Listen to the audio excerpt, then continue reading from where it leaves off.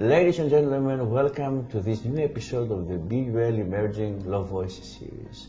Today we have the pleasure to be hosted in central London, here with the UN High Commission for Refugees. And we are interviewing the UK representative for the Commission, Mrs. Vicky Tennant. Mrs. Tennant, Vicky, we know each other so we can speak also in the singular. It's a pleasure to have you on the series. And you have a distinguished career in refugee law throughout all these years. The first question I would like to ask you is, in essence, how is it to be now a representative for refugee law in a developed country like the United Kingdom? Well, thank you. First of all, it's a real pleasure to be on the podcast. So thank you so much for the invitation. Look, I've been representative for UNHCR, the UN Refugee Agency here in the UK for the last couple of years. Before that, I worked in many different operations around the world, also at our Geneva headquarters. UNHCR has a specific mandate from the General Assembly, and our original mandate was to provide protection and find solutions for refugees worldwide. And that mandate is the same. So wherever we're working, that's our key role. But of course, how we deliver that mandate is different in different countries. So in some countries, in some operations, we have very large programs with large budgets where we deliver assistance and services directly to refugees. In a country like the UK, it's very different because obviously we have strong national capacity, you have a government with a lot of capacity, you have a strong civil society, strong legal professions. So our role here is more in terms of advising on policy, advising on legal frameworks, advocacy on behalf of refugees and refugee protection. So yeah, it feels quite different, and it's much more about influencing others rather than being directly engaged in delivering services ourselves. So it's true that in essence, in a developed country where you have to advocate for the refugees' rights rather than having to intervene and to plead directly with the refugees themselves, whereas in developing countries you actually provide services directly to the interested people, the refugees. Yeah, sometimes it depends on the situation. It depends on the number of refugees. Sometimes you have large numbers of refugees arriving and it simply overwhelms the capacities of government. So even though a government may be very willing to receive refugees, may very much want to support, but they simply may not have the capacity. So in a situation like that, often UNHCR will step in and help to boost the government capacity, essentially. Vicky, you speak about refugees, and we know this is one of the major categories of displaced persons. And we have also the UN Convention for Refugees from 1951. I want to bring you though to another category of displaced persons, the internally displaced persons. And as we know in international law, there is no binding instrument when it comes to internally displaced persons. Do you think this is a setback when it comes to international law that should be rectified? What is your comment on this dual legal regime that seems to be pertinent? Well, there is a very specific reason why we have an international instrument for the protection of refugees, because these are people who have crossed an international border and have lost the protection of their own governments. So what the Refugee Convention does is it essentially steps in to fill that gap and to ensure that people who have become refugees are able to enjoy protection because they no longer have the protection of their governments. For internally displaced people, indeed, they share many of the same challenges, many of the same experiences. They've also lost their homes. They've also been forced to flee, often in very, very difficult circumstances. But there is, I think, a distinction in terms of that need for international protection. Now, internally displaced people, IDPs, of course, are come within the scope of national laws and should be able to look to their own governments for protection. And of course, international human rights law will apply to people who have become IDPs. We have the guiding principles on internal displacement, which draw some inspiration from international refugee law as well. So my view is that it's not more law that we need, but it's more support and more efforts to drive solutions for IDPs. And I think the same applies to refugees as well. Frankly, we see more and more refugees and IDPs living in long-term situations of displacement without solutions. So that would be my position. You raise an important issue now, and in the last episode I had the pleasure also to interview the head of the International Red Cross here in the United Kingdom and Ireland. And we stressed in that interview also the same precept, meaning the need for maybe international organizations like your organization or the International Red Cross to engage into kind of a diplomatic means, to engage with the governments in order to mediate and provide more efficient services. But the question is, how efficient and how easy is it for NGOs, even under the cover of the UN or the International Red Cross, to actually be efficient, given that governments may not want to engage in the first place with these organizations? Well, look, it's very challenging, and UNHCR, like the ICRC, is a non-political organization, so we're not in a position to help drive political solutions, and that really is the job of governments. It's the job of other agencies who have that role in conflict resolution and in peace building. But of course, that's absolutely key, and unless the root causes are addressed, so the reasons that are driving people from their homes, whether it's conflict or persecution, human rights violations, increasingly climate change, for example, unless there is really decisive international action to address those root causes, we simply see more and more people being displaced. We see them being displaced for longer periods of time, and we see people who are unable to find a solution, unable to return home. And that's why we see the numbers of refugees going up every year. We see the numbers of internally displaced people going up every year. And humanitarian actors and humanitarian action cannot itself bring about solutions for that situation. Given that the UN is being consisted out of member states, and the states are parties that have also political agenda, do you fear that politicization, because you have heard in the past politicization claims vis-à-vis certain international institutions, how much do you think that these politicization claims may hinder governments to embrace more the work of your institution and other institutions we mentioned when it comes to the humanitarian aims and the providing of services? Well, certainly that's very worrying, and you're absolutely right. We do see that happening, and it certainly hinders, I think, the ability of UN agencies and others to deliver in a way that's in line with humanitarian principles, and in a way that governments abide by their obligations under international humanitarian law to enable the delivery of humanitarian assistance and support. So that certainly is worrying. I think when it comes to refugees, certainly political solutions are needed in terms of allowing people to eventually return home.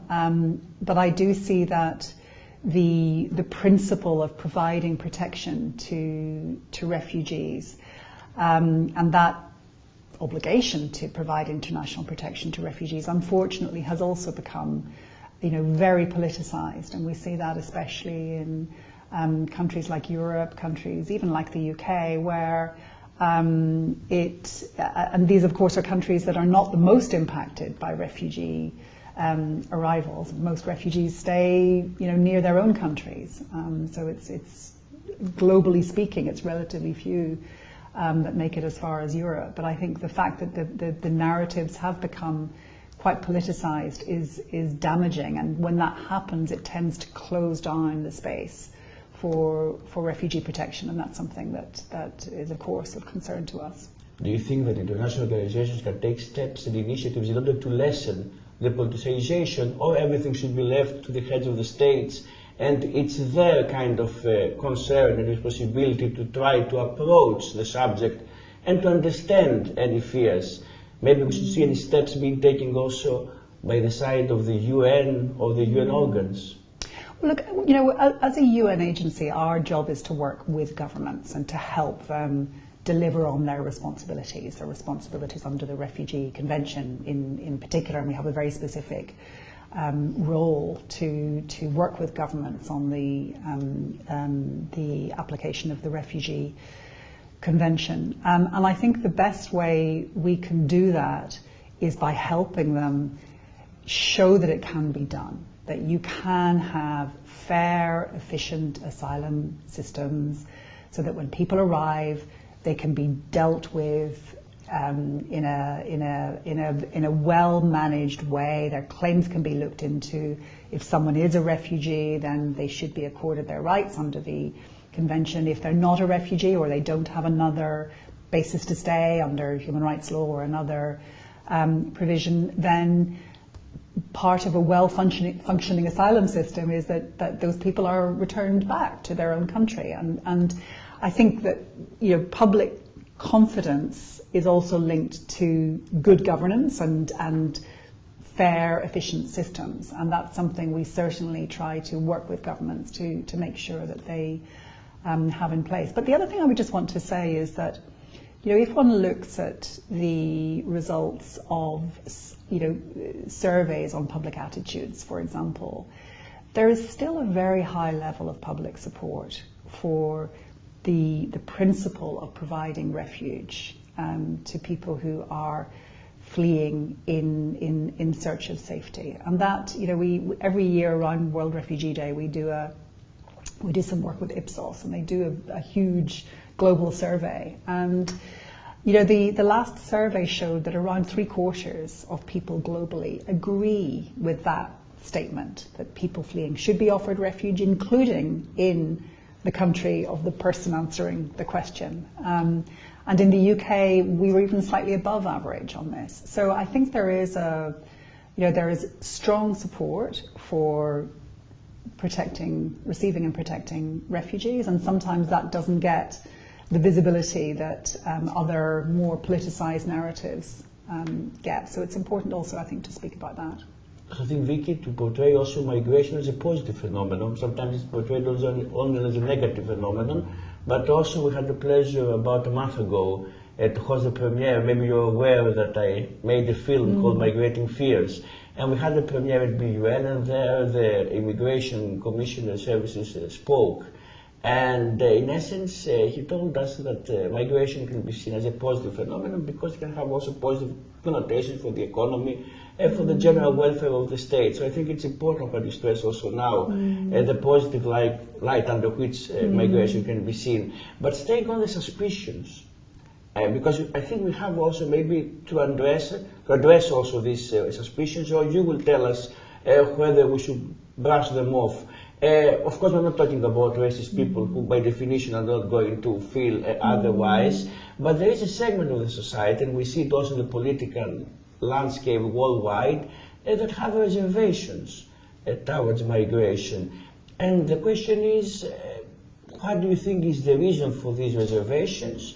And if you think that organizations like yours should tackle not only the needs of the refugees, of course, but also the needs of the wider society, to make migration a phenomenon that is more widely understood by the people, by the locals in a given situation. I think that's absolutely right. I mean, clearly, you know, the agency I work for focuses very much on refugees, so people who are forced to flee because they simply don't have any choice. So people who are fleeing because of conflict or violence or persecution. And there is a legal obligation to ensure that people aren't sent back to those to face those kinds of risks. I think, you know, in the UK, what has become very challenging is the phenomenon of the arrivals, people coming on small boats, and there is a sense that gives rise to this kind of narrative of crisis.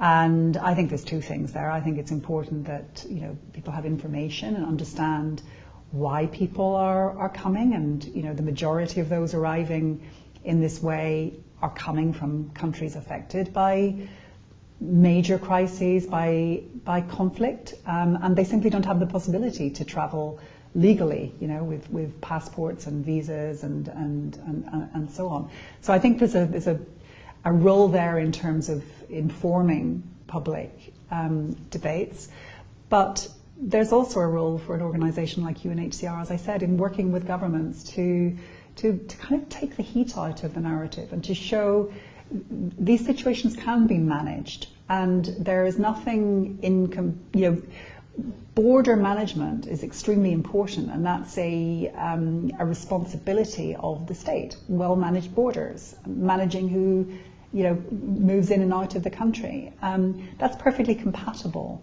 with upholding the state's obligations under international refugee law and providing protection for those who need it. But you need to have well-functioning systems in place that distinguish between who needs protection, who is a refugee and who isn't, and showing that if someone is not a refugee, they will be returned to their own country. So that will be enforced. And I think that showing that systems can be managed, they can function effectively is really important. And of course, there's also an important role for political leadership in terms of language and narratives and depoliticizing this issue to the extent possible as well. Vicky, we're talking now about the narratives. My question is, again, drawing upon my experience with the film that I created, Migrating Fears, what is the role of arts?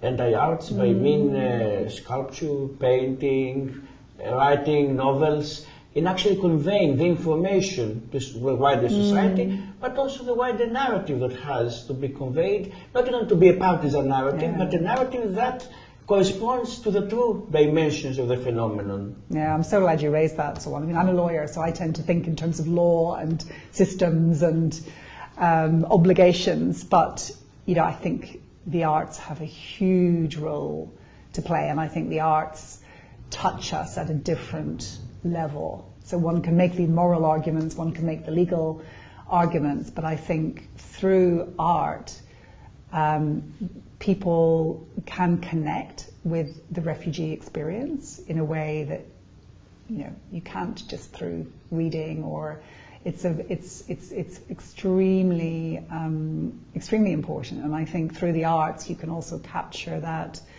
that common humanity and that the devastation of being cast adrift from your home, from your country, sometimes from your family, and what that means at a very, very human level. So I'm very much looking forward to seeing the film. So maybe now I give you an idea about the general usage of arts now for the UN High Commission generally to return to arts and to try to broaden the scope and the message that is being imparted. But Vicky, because we are both lawyers, we come from the legal field, to return a bit to the legal discussion, you mentioned before international human rights law. And we know that at least in the beginning of the international refugee law field, it was widely associated with international human rights law. Do you think this is a blemish for the autonomy of international refugee law? Or how do you view this interaction between international refugee law and international human rights law? Under positive lens or negative lens? I see it very positively. I think it's really important. I mean, the right to seek and to enjoy asylum from persecution was contained in the Universal Declaration on Human Rights, which predated the Refugee Convention by a few years. And I think that the way in which the Refugee Convention has been interpreted and has been applied has also been informed by the evolution of human rights standards. So the two are very much interlinked, I think. And then, of course, in human rights instruments and the way they have been interpreted, the key principle of refugee law, which is the principle of non-refoulement, you don't send someone back to a situation where their life or their freedom or their fundamental rights would be at risk. That principle also now appears in a number of human rights instruments and in the way those instruments have been interpreted. So the human rights law has, if you like, reinforced and informed, I think, the way that refugee law has been applied. So I think the two are linked.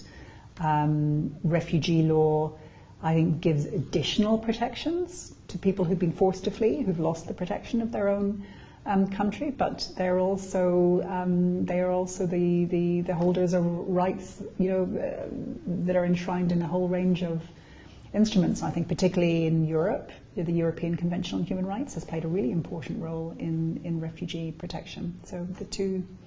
Speaking about the interaction between international refugee law and international human rights law, do you think we should put in the equation also international humanitarian law? We speak about a triangular relationship in the end. Well, yes, and the reasons people flee are, of course, often linked to breaches of international humanitarian law, breaches of international human rights law, and refugee law, if you like, comes in as a response to those breaches. It's one of the responses, and it aims to prevent people being sent back into situations where they're at risk because of those violations. So yes, absolutely, certainly would agree that international humanitarian law is part of that equation, that relationship. Vicky, in the past you said you expressed the opinion that you wanted to make a contribution to the wider society, to be a lawyer in a way. I read here your quote from the previous interview, that a lawyer that you want to make a contribution. But do you think that international law, because sometimes international law is being accused of being too much theoretical, what would you say to these people who actually look a bit cautiously international law and think that maybe it's not a field of law that can make a change when it comes to the international community? Well, look, my experience is in refugee law, and I would say the Refugee Convention has literally saved the lives of millions of people. That prohibition on refoulement, on being sent back to situations of danger, has, I think, played an enormous role. I believe, what we also see is, the Refugee Convention is one of the most widely ratified conventions. I think 145 states have ratified it. And in many of those states, it's transposed in one way or another into domestic law. So even if it's not directly incorporated, the prohibition on refoulement is often directly reflected in domestic law, and that's the case in the UK since the early 90s. That has formed part of the immigration rules initially, and then legislation. So, as a young lawyer starting out in the 1990s in the UK, I was going into court on a daily basis, presenting asylum appeals on behalf of people seeking protection under the Refugee Convention. So I think it has very direct application. It has very direct implications for people's lives. So I think that's one area of international law which I would say really does have a very, very direct impact. We would like to take you to the future now of refugee law.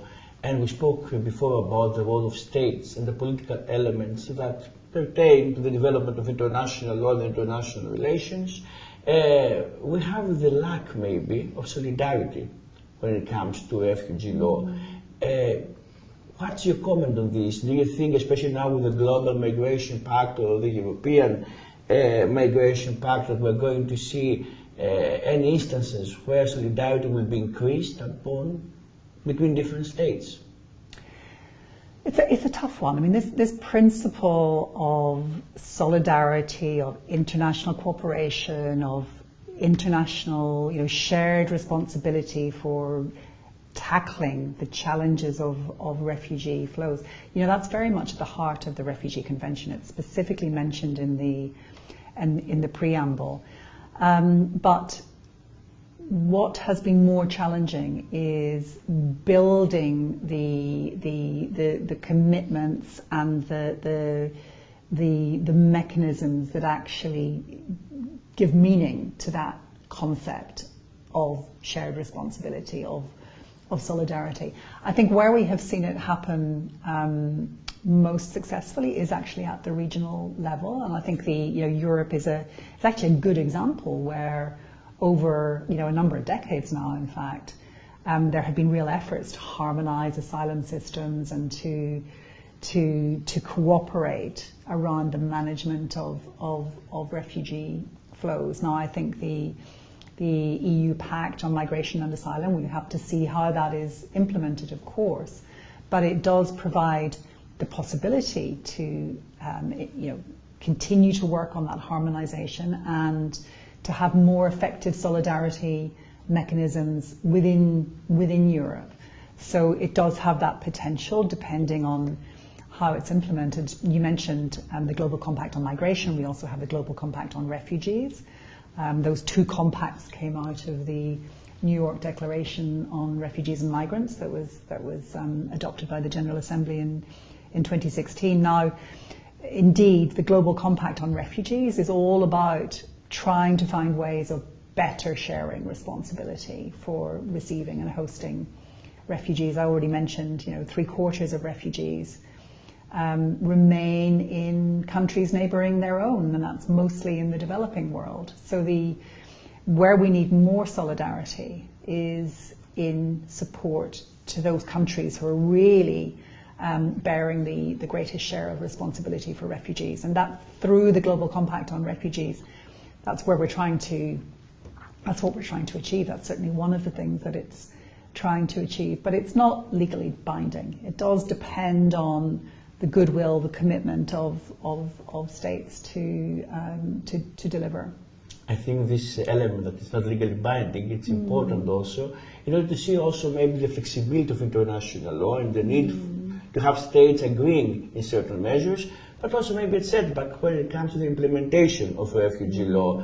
But speaking about implementation of refugee law and the dynamics of refugee law, we're now speaking under a new government here in the United Kingdom. Quite recently, the Labour Party won the elections, and the Labour Party shifted the way and changed the agenda of the previous government when it comes to the UK-Rwanda agreement.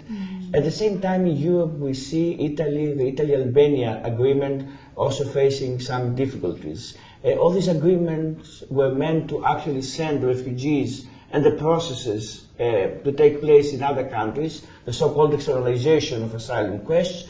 The question is if you think that this kind of stoppage in these endeavors is going to be the future for refugee law, or we have now a kind of a temporary pause of these endeavors due to certain political constellations which may equally change in the future.